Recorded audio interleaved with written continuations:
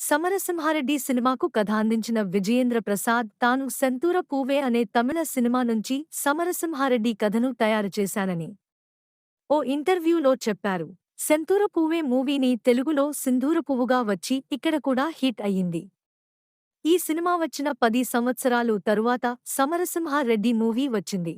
భాష అనే రజనీకాంత్ మూవీ చూసి అలాంటి కథను తయారు చేయాలని భావించిన విజయేంద్ర ప్రసాద్ సింధూర పువ్వులో విజయకాంత్ పాత్రను సమరసింహారెడ్డిగా మార్చి అదే కథలో విజయలలిత పాత్ర కూడా సవతి తల్లి పాత్ర కావటం, గుండమ్మ కథలో సూర్యకాంతం సవతి తల్లి కావటంతో ఈ రెండింటికీ పోలిక కుదరటంతో గుండమ్మ కథలో సూర్యకాంతంను పోలిన విధంగా సమరసింహారెడ్డిలో జయచిత్ర పాత్రను మలిచి గుండమ్మ కథలో ఎన్టీఆర్ మాదిరిగానే బాలకృష్ణను ఫస్ట్ హాఫ్ చూపించాడు. సింధూర పువ్వు కథలో విజయలలిత పాత్ర తన కూతుర్ని బాగా చూసుకుని సవతి పిల్లల్ని బాగా చూడదు.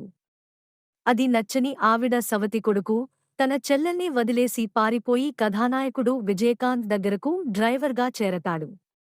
కథానాయకుడు విజయకాంత్ పేరు సౌందరపాండియన్. అతను ఒక సైనికుడు. అతనిపై ప్రత్యర్థులు దాడి చేసినప్పుడు సౌందరపాండియన్ను రక్షించి డ్రైవర్ చనిపోతాడు.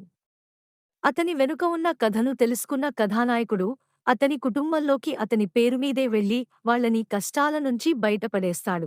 ఈ ప్రధానమైన ఇతివృత్తాన్ని స్వీకరించి చనిపోయిన పనివాడు కథానాయకుడి చేతిలోనే పొరబాటున చనిపోవడం కథను ఫ్లాష్ బాక్ విధానంలో చెప్పడం చేశారు.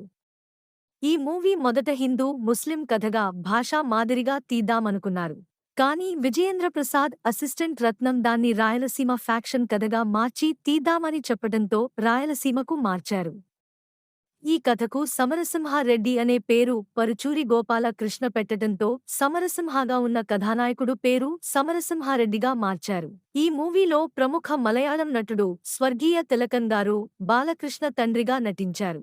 ఈ మూవీలో ప్రత్యర్థులు ట్రైన్ దిగి ఎదురుగా వస్తూ ఉండగా పోలీస్ ఆఫీసర్ సత్యనారాయణ 2 గ్యాంగ్లు ఎదురుపడితే గొడవలు జరుగుతాయని భావించి బాలకృష్ణను అటుగా రావద్దని రిక్వెస్ట్ చేస్తాడు.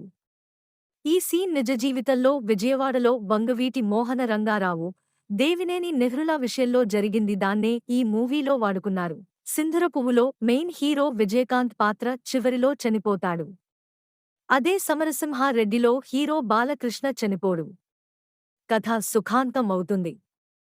సింధూర పువ్వు లవ్ స్టోరీ అయితే సమరసింహారెడ్డి ఫ్యాక్షన్ కథ. కాని రెండిటిలో ఉన్న ప్లాట్ ఒకటే.